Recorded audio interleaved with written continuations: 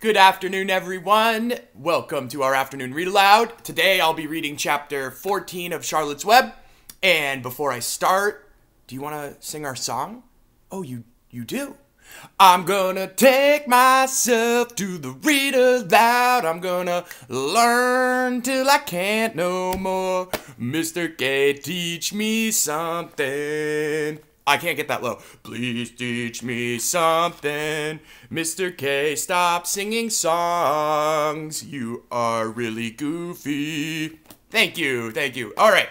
Now, before I start reading, we always think back. It's hard to track longer books, so we have to make sure we don't finish them in one sitting. So make sure we're always thinking. One strategy I use is sometimes I'll read the last little paragraph, and I notice, sleep, sleep, my love, my only. Okay, we left off with Charlotte, excuse me, singing to Wilbur because Wilbur wanted her to tell him a story. Wilbur's our pig, Charlotte's the spider, and Wilbur said, Charlotte, tell me a story. And Charlotte told Wilbur a story, and then Wilbur said, Charlotte, sing me a song. And Charlotte sang Wilbur a song. So Charlotte's doing everything for Wilbur. He should be a little more grateful and not so demanding. And that's my opinion. So I want you to make opinions and think and make predictions and connections. And you know all of that. So that's where we left off. And remember, we have animal characters and human characters. Now, who is the only character that can hear the animals talk?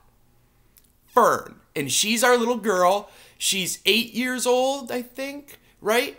Yes, and she is the only one that can hear the animals talk. And all the other humans think that Charlotte's words are a miracle. Fern knows what's really going on, and her parents are a little worried about it. So make sure you follow closely because we go back and forth from the animals talking to then the humans and then Mr. Zuckerman. So make sure you're paying close attention. This chapter, it's going to be more of the humans and it's going to be Fern. So listen close and I hope you enjoy. The next day was Saturday. Fern stood at the kitchen sink drying the breakfast dishes as her mother washed them. Mrs. Arable worked silently. She hoped Fern would go out and play with the other children instead of heading for the Zuckerman's barn to sit and watch the animals. Charlotte is the best storyteller I've ever heard, said Fern, poking her dish towel into a cereal bowl. Fern, her mother said sternly, you must not invent things. You know spiders don't tell stories. Spiders can't talk. Charlotte can, replied Fern. She doesn't talk very loud, but she talks. What kind of story did she tell? Asked Mrs. Arable. Well, began Fern, she told us about a cousin of hers who caught a fish in her web. Don't you think that's fascinating? Fern, dear, how would a fish get into a spider's web? Said Mrs. Arable. You know it couldn't happen. You're making this up. Oh, it happened all right, replied Fern. Charlotte never fibs. This cousin of hers built a web across a stream. One day she was hanging around on the web and a tiny fish leapt into the air and got tangled in the web. The fish was caught by one fin. Mother, its tail was wildly thrashing and shining in the sun. Can't you just see the web sagging dangerously under the weight of the fish? Charlotte's cousin kept slipping in, dodging out, and she was beaten mercilessly over the head by the wildly thrashing fish, dancing in, dancing out, throwing. Fern, snapped her mother. Stop it! Stop inventing these wild tales. I'm not inventing, said Fern. I'm just telling you the facts. What finally happened? Asked her mother, whose curiosity began to get the better of her. Charlotte's cousin won. She wrapped the fish up and she ate him and she got good and ready. Spiders have to eat the same as the rest of us. Yes, I suppose they do, said Mrs. Arable vaguely. Charlotte has another cousin who's a balloonist. She stands on her head and lets out a lot of line and is carried aloft on the wind. Sure. Mother, wouldn't you simply love to do that? Yes, I would, come to think of it, replied Mrs. Arable. But Fern, darling, I wish you would play outdoors today instead of going to Uncle Homer's barn. Find some of your playmates and do something nice outdoors. You're spending too much time in that barn. It isn't good for you to be alone so much. Alone, said Fern. Alone? My best friends are in the barn cellar. It is a very sociable place, not all lonely. Fern disappeared after a while. Walking down the road toward Zuckerman's, her mother dusted the sitting room. As she worked, she kept thinking about Fern. It didn't seem natural for a little girl to be so interested in animals. Finally, Mrs. Arable made up her mind and she would pay a call on old Dr. Dorian and ask his advice. She got in the car and drove to his office in the village. Dr. Dorian had a thick beard. He was glad to see Mrs. Arable and gave her a comfortable chair. "It's about Fern," she explained. "Fern spends entirely too much time in the Zuckerman's barn. It doesn't seem normal. She sits on a milk stool in a corner of the barn cellar near the pig pen, and she watches the animals hour after hour. She just sits and listens." Dr. Dorian leaned back and closed his eyes. "How enchanting," he said. "It must be really nice and quiet down there. Homer has some sheep, hasn't he?" "Yes," said Mrs. Arable, "but it all started with that pig we let Fern raise on a bottle. She calls him Wilbur. Homer bought the pig, and ever since it left our place, Fern has been going to her uncle's to be near it." "I've been hearing things about that pig," said Dr. Dorian, opening his eyes. "They say he's quite a pig." "Have you heard about the words that appeared in the spider's web?" asked Mrs. Arable nervously. "Yes," replied the doctor. "Well, do you understand it?" asked Mrs. Arable. "Understand what?" "Do you understand how there could be any writing in a spider's web?" "Oh, no," said Dr. Dorian. "I don't understand it. But for that matter, I don't understand how a spider learned to spin a web in the first place. When the words appeared, everyone said they were a miracle. But nobody pointed out that the web itself is a miracle." "What's miraculous about a spider's web?" asked Mrs. Arable. "I don't see why you say a web is a miracle. It's just a web." "Ever try to spin one?" asked Dr. Dorian. Mrs. Arable shifted uneasily in her chair. "No," she replied, "but I can crochet a doily and I can knit a sock." "Sure," said the doctor, "but somebody taught you, didn't they?" "Okay, I'm going a little fast, I'm sorry. But here we have Fern's mother and Dr. Dorian, and what is the mother worried about? Fern. And they're talking about how she just sits in the barn, and Dr. Dorian said, well, about the miracle, isn't a spider's web a miracle? Can you spin a spider's web? He brings up a good point. I cannot spin a spider's web.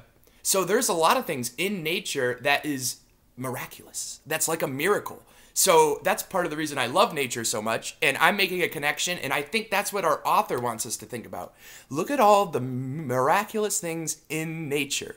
So now Mrs. Arable is talking to Dr. Dorian. "My mother taught me." "Well, who taught a spider? A young spider knows how to spin a web without any instruction from anybody. Don't you regard that as a miracle?" "I suppose so," said Mrs. Arable. "I never looked at it that way before. Still, I don't understand how those words got into the web. I don't understand it, and I don't like what I can't understand." "None of us do," said Dr. Dorian, sighing. "I'm a doctor. Doctors are supposed to understand everything. But I don't understand everything, and I don't intend to let it worry me." Mrs. Arable fidgeted. "Fern says the animals talk to each other, Dr. Dorian. Do you believe animals talk?" "I've never heard one say anything," he replied, "but that proves nothing. It is quite possible that an animal has spoken civilly to me and that I didn't catch the remark because I wasn't paying attention. Children pay better attention than grown-ups. If Fern says that the animals in Zuckerman's barn talk, I'm quite ready to believe her. I am surprised he's believing that. Perhaps if people talked less, animals would talk more. People are incessant talkers. I can give you my word on that." "Well, I feel better about Fern," said Mrs. Arable. "You don't think I need to worry about her?" "Does she look well?" asked the doctor. "Oh, yes." "Appetite good?" "Oh, yes, she's always hungry." "Sleep well at night?" "Oh, yes." "Then don't worry," said the doctor. "Do you think she'll ever start thinking about something besides pigs and sheep and geese and spiders?" "How old is Fern?" "She's 8. "Well," said Dr. Dorian, "I think she will always love animals, but I doubt that she spends her entire life in Homer Zuckerman's barn cellar. How about boys? Does she know any boys?" "Uh-oh. Too young to be talking to boys." "She knows Henry Fussy," said Mrs. Arable brightly. Dr. Dorian closed his eyes and went into deep thought. "Henry Fussy," he mumbled.